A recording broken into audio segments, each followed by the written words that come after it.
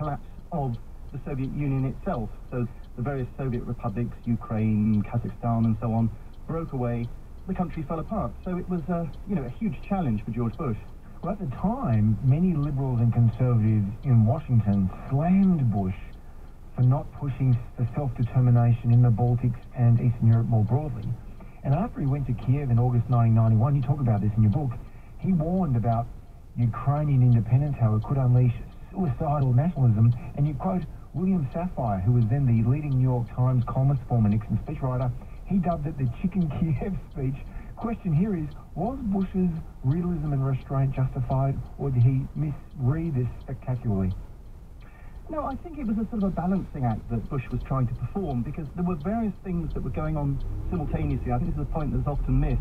We had the end of the Cold War. That was a welcome thing, but that was something that was already going on with Gorbachev, because Gorbachev was negotiating with Bush on various ways of improving relations. It was the end of communism also, which from a Western perspective and from a living in the Soviet Union perspective was also a good thing.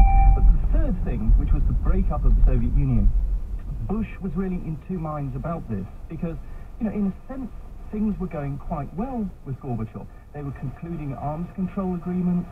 The Soviet Union was being a much more compliant partner with the West on all sorts of issues.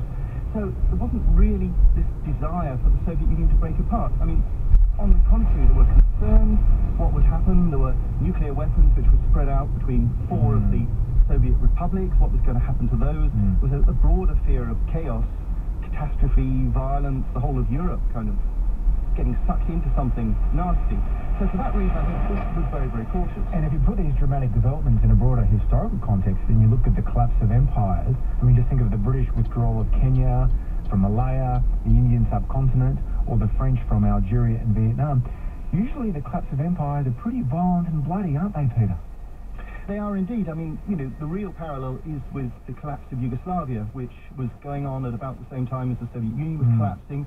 There were a lot of similarities between the two situations. You had a dominant country, Serbia in the case of Yugoslavia, and Russia in the case of the Soviet Union, and a lot of kind of other republics that have been kind of jammed together over the years and have been ruled over by a authoritarian system.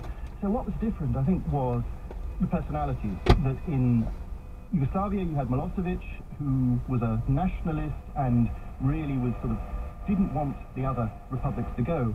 Whereas in Russia you had a different situation. Boris Yeltsin, I think, realized very quickly that he couldn't have a democratic Soviet Union. You had to either have an authoritarian Soviet Union or a democratic collection of individual